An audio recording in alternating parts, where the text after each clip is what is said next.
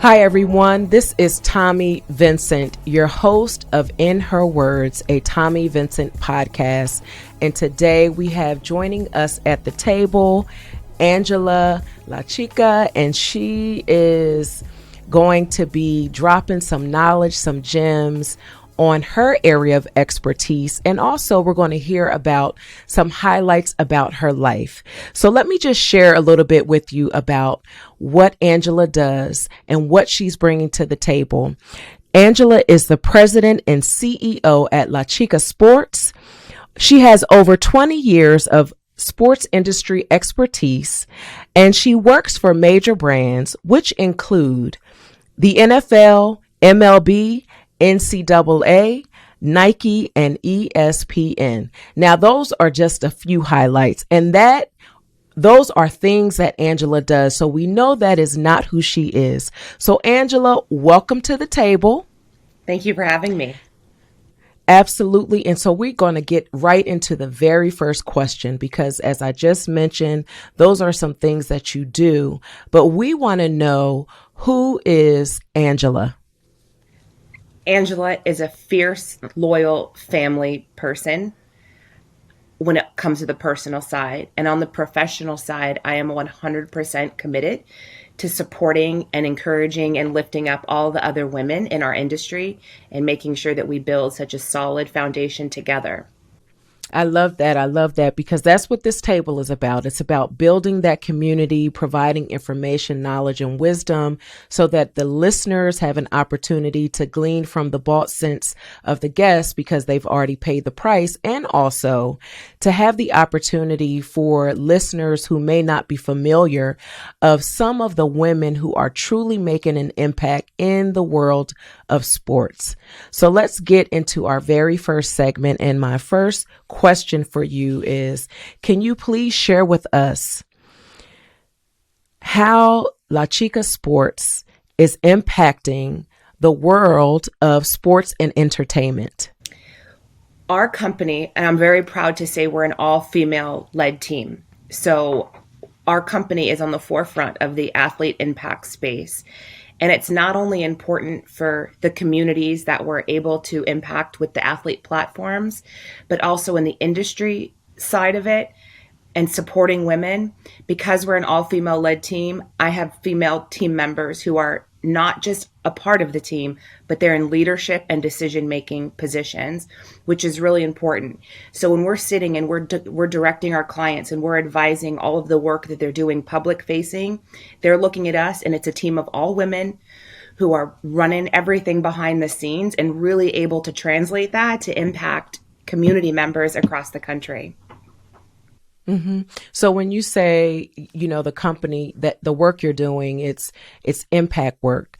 So just give us a little bit of, some of the types of projects and things that you're doing for your clients. Sure. Some of the work, is really heavily involved on the Players Coalition side, which is a group of professional athletes impacting the social justice space. So we look at things in the system that are failing a lot of community members across the country and figure out how we can connect those athletes to the system and really use their platform for change. So some examples of what we've been able to do, we've been able to coordinate some athletes out of Massachusetts and look at legislation around public support in the public school system and using legislation to put money back into the public school system. We've been able to, in Florida, use athlete platforms to impact people's voting rights, making sure that people are getting second chances as they deserved, and that could impact elections. We've been able to do some really important work around racial profiling here in the state of California, using a collective group of athletes beyond the NFL coming together for a cause that's really important to them. So we've been really fortunate to vicariously get to help so many people using the athlete platform when people are listened and they're informed, and it's really intentional. Mm-hmm. Talk to us about how you birthed your company, because I know that anytime that you have a vision, you have a company, that it is a true birthing. So share with us about that process. Sure. When I first started in this industry, I recognized that there weren't many females in positions of leadership or decision-making positions. And I knew that I wanted to run things a very certain way, a very ethical way, and knew that I wanted to be involved in all sports, not just one sport. So everything I did kind of led up to me putting something into my own company. And what the funny story is, what really kickstarted LaChica Sports was I got a call from LeBron James's team to run his camp in San Diego. And that's what made me go, okay, now I really need to form this company, make it legit, not have a Hotmail account, and really kickstart the formation of LaChica Sports. And during that time, I was always committed to making sure that I was giving other women an opportunity that I was getting and an opportunity to gain some experience in the sport industry. So it really was a culmination of years of experience of not seeing women in leadership positions and wanting to see how business could be done the way I felt it should be done, and just really throwing everything I have into it. Now, I know you know a little bit about getting a no when you're looking to acquire an opportunity. How do you handle the no? That's interesting. I have been told no so many times. And every time I just used it as an opportunity to stay in touch with that person, that client, and understanding that it wasn't a loss for me, that it was I was always where I was supposed to be.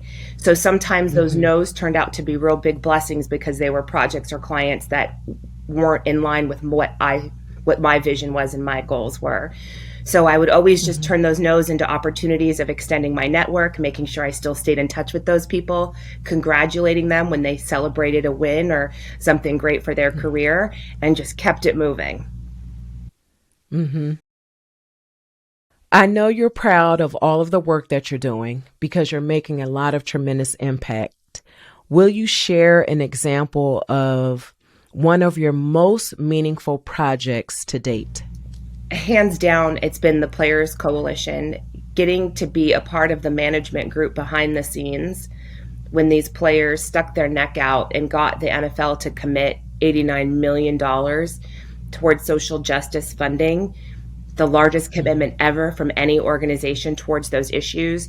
That was hands down the most, I'm so honored to be a part of that. And it was an incredible learning experience, but the impact that has been seen globally in it has been unlike anything else. And it put our team in a position to really be these leading experts on the management side of this work and figuring out how to rally all of the other subject matter experts to really make change.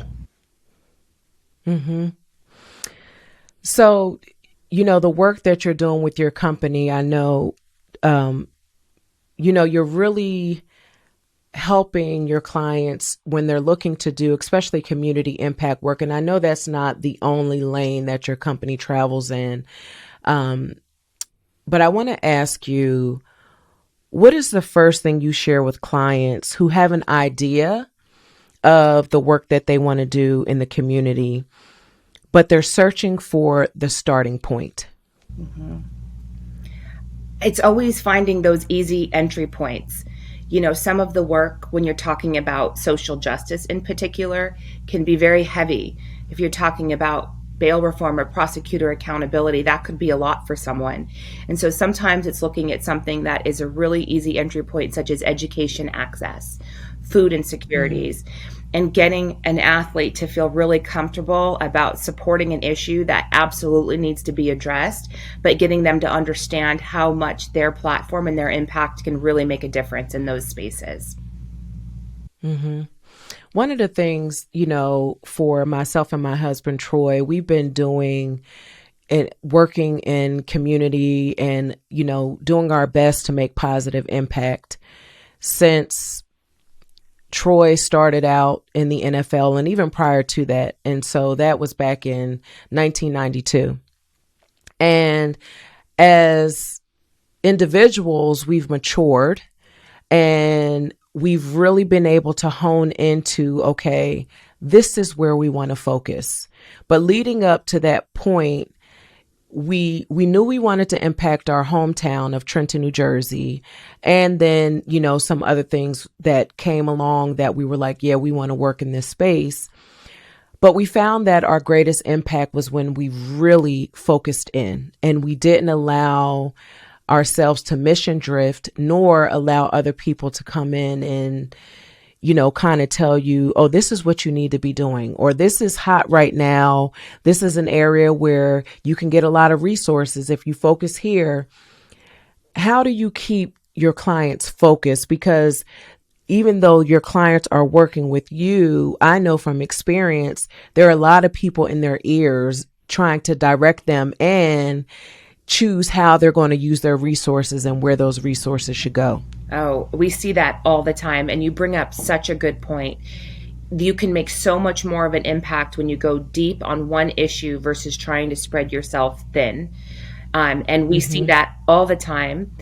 We see also everyone kind of trying to talk to the client, and it sounds like a great idea, but when you have that one mission, everything then falls into that, and it becomes very clear what you can say no to and what you can say yes to that's going to further your impact in that space.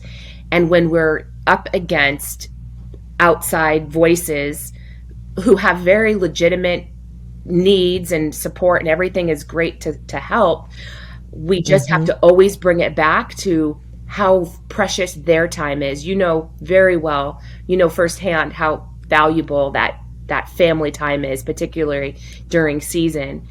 And that's usually our selling point, is that we can say, you know what, your time is limited right now. Let us be the bad guy. We're going to tell this group, thank you, but no thank you, wish them luck. But we need to really stay focused in what your overall mission is and making sure that your time is very intentional. So now you mentioned that you're not only a woman-led organization, but your leadership and your team, your women. And you and I both know that there are some elements of life that come into play when you're a woman that doesn't impact all men the same.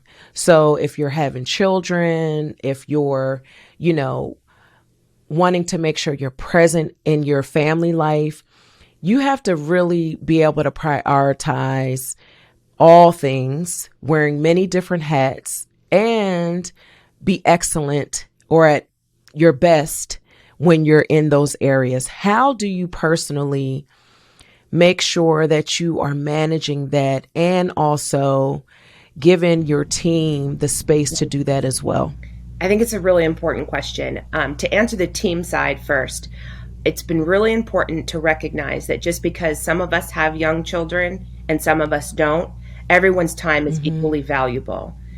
So if both of my babies are sick and I can't make a meeting and I have another team member step in, that team member knows that I would do the same if they had to take their dog to the vet, or if they had to let SDG&E in the building, whatever that looks like, everyone's time is equal. And so that's a really important way that we operate internally, that just because we have kids doesn't mean us moms get more time or more flexibility.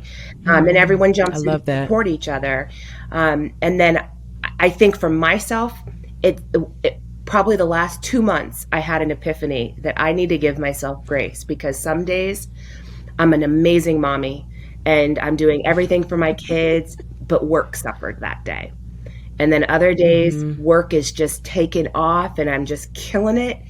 And I'm not so great of a mommy. Maybe I'm a little bit more impatient, or I don't get to spend the time I want with them. And I had to realize that's okay, because both can be true. And I'm only human, and I'm setting a good example for my little humans I'm raising and bringing into this world. Yeah, I love what you talked about with the team, because what you're leaving space for is life, and understanding that everyone has life outside of the organization. And I found that when you leave room for life, when your people are showing up, when the team is showing up, they're eager to give all they have to make everything successful, because they know that there is a consideration for them outside of this space. And so I love how you pointed that out, because that doesn't make it gender specific. That makes it We're just looking to build a thriving and healthy team so that we're maximizing our output and also having the ability to have a quality of life in the process. Mm-hmm. That's exactly right. And I read a quote one time that I've really tried to manage my team by, and it said to teach your team so they'll grow and leave and go on and move on to bigger things, but treat them so they never will. And I've just always taken that to heart because my team knows I would run through a wall for them. My team knows that I will do data entry and move chairs if I have to get the job done. And I think that's really important. And they know that, and they know I'm there for them. It's just a really safe environment that we have. We're very protective of our team internally. And we now know right away if someone fits or they don't. And I think that's so important for especially everything that we're seeing right now and everything that people are up against. It's just more important than ever. Yeah, listen, you making me want to join your team. I'm telling you, we got dogs barking on calls, we're breastfeeding. I mean, we got everything.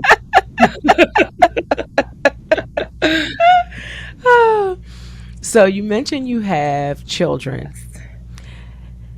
What would you like your children to say about their mommy when they reflect on your body of work one day? That she used everything she had given to her to help the people who needed it most. I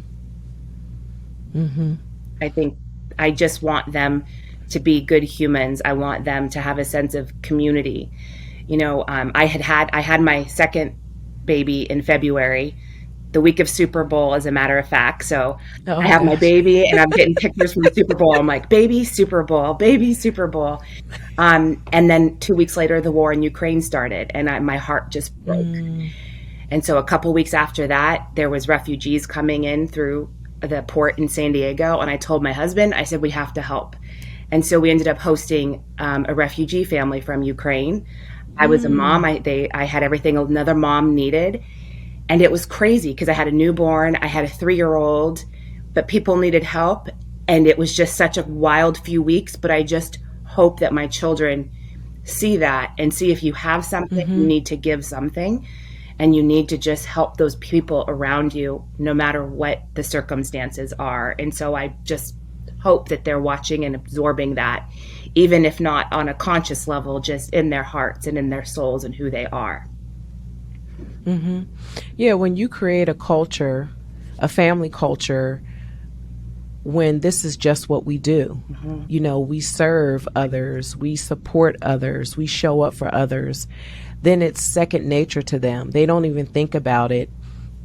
And so of course your children, if that's the environment that you're setting and that's the example that you're putting forward, then your children are absolutely going to model that because this is what we do in this family. I love that. It's almost like your family mission statement, right? This is what we do. I love that. So we know that wisdom is acquired through experience. What advice would you give to an inexperienced Angela based on the wisdom you have acquired with your 20 plus years of experience? Oh, I know this answer is to not doubt myself. And if I could share a short story, if you don't mind. Absolutely. But just over COVID, we were in some meetings and I was on the call with another team member and with another male who was with a very big organization in a very high-powered position, and we were trying to explain a program to him.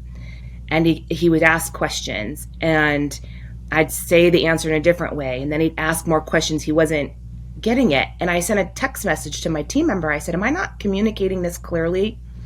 And she goes, no, you're explaining it perfectly. He's the one who's not getting it.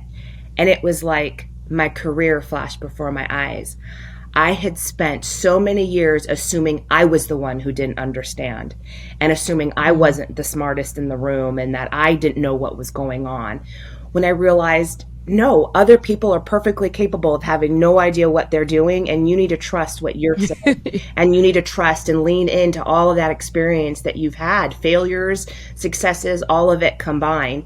And it was just this professional epiphany that I had. And I was 40, it took me years to have that Mm-hmm. moment. And that has just, it has alleviated so much angst on me now, and it's instilled so much confidence. So when I'm talking to a client, I'm very confident in my recommendation because I've lived it, I've experienced it, I've researched it, and I've been intentional about it. That, and to always embrace your male champions. Your husband Troy, he's a male champion. And those people are so important to your success and your overall livelihood in this industry. My dad was a male champion. Some of my Mm-hmm. early bosses were male champions, and I can recognize that right away. And we want those people in our team, in our network. So I think those are the two biggest pieces of advice I'd give my unexperienced self. Mm-hmm. Absolutely. So now we're going to move into our second segment, which is titled, I Am Bringing Her to the Table with Me. And this is your opportunity to give verbal flowers to another woman that you know that your career would not be where it is today without her fingerprint on your life. I'm going to say Jennifer Morris, whose father owned the San Diego Padres back in the 90s and early 2000s. And it was 1995, and Jennifer was new to the city and new to community relations. And back then, community relations was a brand new concept. It wasn't as, proficient as it is now. And I was 14 years old, and I walked right up to her and I asked her if I could help. I said, I know my way around the baseball stadium. I was a little stadium rat, and I said, whatever you need, I'm here to help. And she embraced me. And as a 14-year-old, I'm looking at this 24-year-old maybe and thinking, gosh, she's a woman. She's in charge of this department. She's talking to all these men and she's handling herself, and she's giving me an opportunity. She's not threatened by me. She's giving me an opportunity to take her under her wing. And she also was new enough to know what she didn't know, and actually was listening to this 14, 15-year-old when I would say, hey, you guys should go do a ticket drop at this stadium or this community or whatever it was. It was just, she was the whole package in my mind. And she gave me that chance to then get that resume experience, but she was my first example of a female in the industry who was leading a successful team and embracing all the women around her. And I've just, I had the opportunity one time a few years ago to tell her that because I hadn't seen her in years, and we were at an event, so I don't know that it stuck with her, but I mention her name all the time when it comes to those women. And then, of course, I can't not go without acknowledging my mom and my dad. I say all the time that my mom taught me how to act like a lady, told me how to dress, how to act, how to respond to things, but my dad taught me how to be treated like one. And so the combination of those two lessons have really set me up for success in how I've navigated myself as a female in this industry.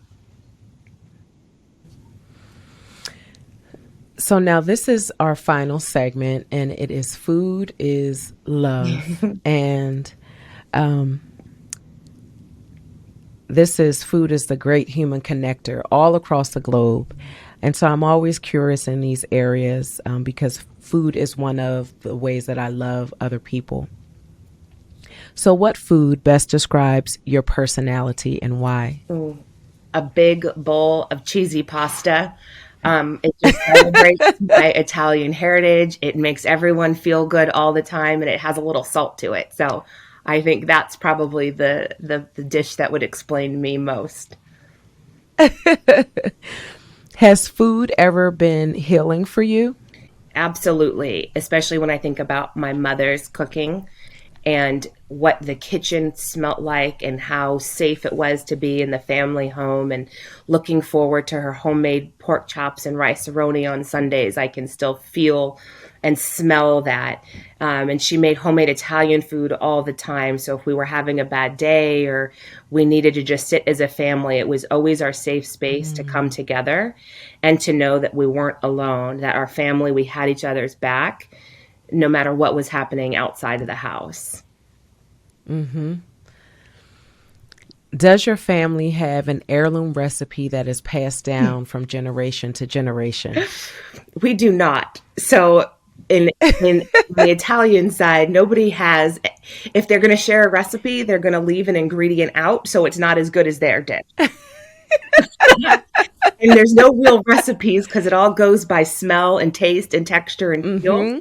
So we don't have anything that we follow. If we're making my mom's meatballs, it's just, it needs more garlic, or no, you need more this, so I saw that question and I laughed out loud because it's just a very different dynamic on the recipe side in the Italian household. Yeah. So that's called, that the term for that is a dump cook. And I grew up in the same type of family. So it's like you had to be present so you could catch it. Yeah. Because if you weren't there, you trying to figure it out by exactly what you're talking about, the smell, the look of the thing, the taste of the thing. So you got to have it all down in order for you to really start putting out those recipes. And even though we don't have written recipes, they're recipes that are inscribed on our hearts, because when it's right and when it's not. Oh, yes. Oh, yeah. You couldn't have said that any better. That's exactly right. It's so funny. So, Angela, I thoroughly enjoyed our conversation today, and I'm grateful that you came and you stayed a while with me, and we had an opportunity to hear from you in your words. How can people find you and follow along with the work that you're doing? The best way is on Instagram at LaChica Sports. You'll see all of the amazing work that we're doing in the athlete impact space. We're shameless mommies, and so we show how we're raising our children to also give back to the community. And we always have a ton of information, whether it's job postings or opportunities for any young professionals who are seeking to advance their career in sports. Awesome. So thank you so much, Angela, for taking your seat today, and you are welcome back anytime at my table. Thank you. I had a great time.